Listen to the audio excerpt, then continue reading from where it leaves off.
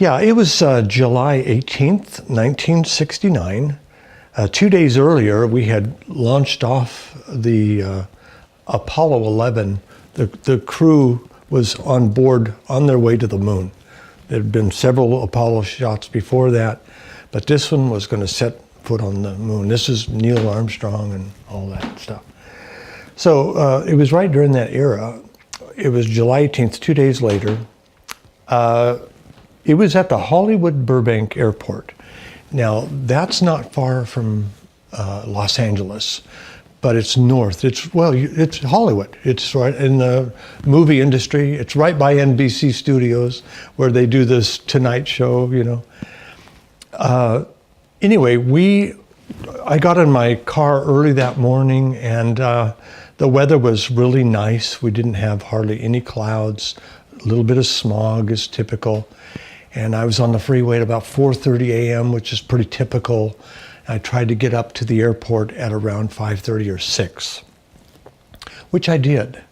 And was there early, a beautiful day. I got out of my MGB and hopped over to the airplane.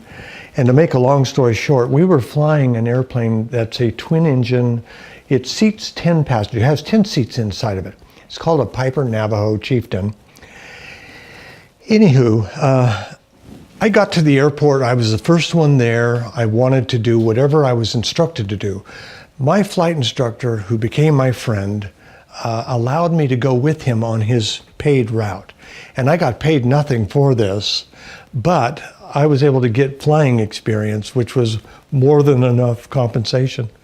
So what happened was I ended up doing all the work that he didn't like to do, including getting there early, making sure it was fueled, checking the oil and pre-flight. And I even would start up the engines and do all of that, load the airplane, secure the cargo, all before he'd even show up, usually. And so that's what happened that day. I got there early, did all the things I was told to do. And then finally Chuck showed up and we, shook hands like we normally do. And he said, "Have you done the pre-flight?" And I said, "Yes, sir. Pre-flight is done." Now I'm 19 years old. He's 27. And he has all of the degrees and the certificates that I'm working for. He's an engineer with a BA degree from a great college.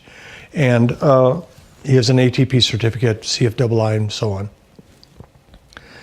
So he said, "Well, have you done the engine run-up?" Now, what that means is that you get in the airplane, you start the engines while you're in the parking place. You start the engines and you go through and you just check some of the basic systems, the electrical, the fuel, the hydraulics, and you make sure the engines are all warmed up and running correctly.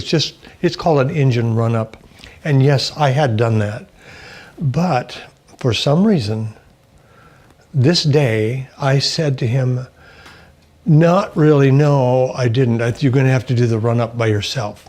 For some reason, and maybe it was because there was a third pilot coming that day.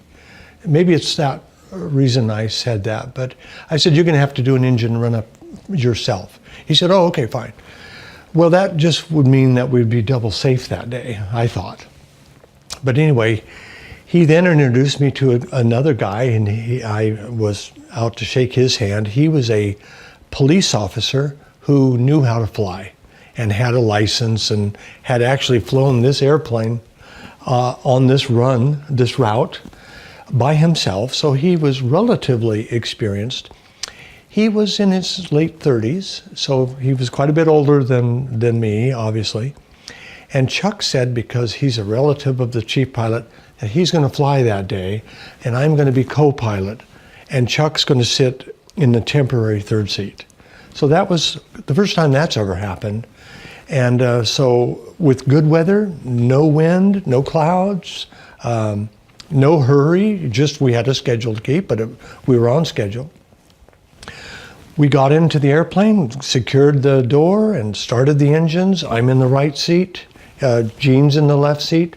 And Chuck is, again, sitting on the temporary third seat, which is basically between the two pilots and behind, okay? His knees are about where our hips are, okay?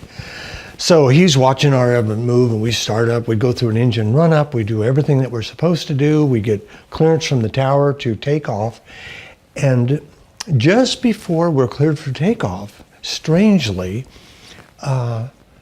Chuck taps me on the shoulder and says, like that, he said, let's switch seats. I will never forget that moment, of course, because it changes everything.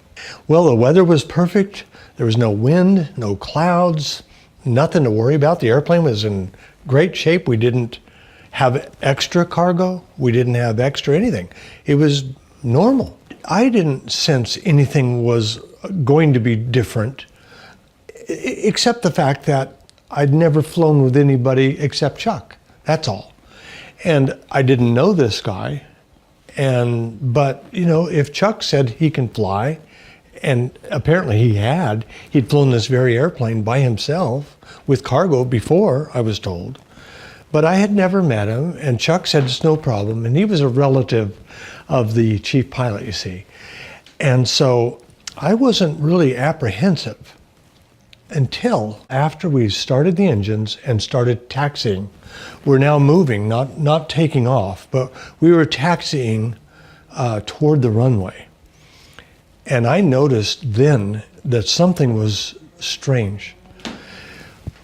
I felt like the airplane was going back and forth, left and right, way more than normal.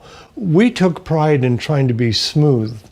That's one of the pilot techniques. You try to pretend that you have an imaginary glass of water on the top of the instrument panel in the cockpit. It's imaginary, it's not real, and it's half full of water. And you try to make sure that that never spills. From takeoff to landing, you are so smooth that the water never spills. Then I noticed this is not a smooth taxi. In fact, this is weird. What's this all about? But I wasn't thinking about being in a crash. I just noticed that that's weird. So we stopped the aircraft in an appropriate place, set the parking brake, got a permission from the tower to do that, and Chuck and I, without getting outside of the airplane's big enough, he moved back, I got out, he got in the right seat, and then I went and sat in the temporary third seat.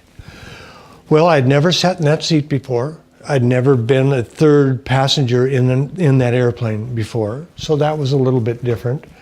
But if you want to know what I was thinking, okay, I can see everything that these two pilots are doing. I'm going to learn everything there is to learn. And mainly my focus was on Chuck.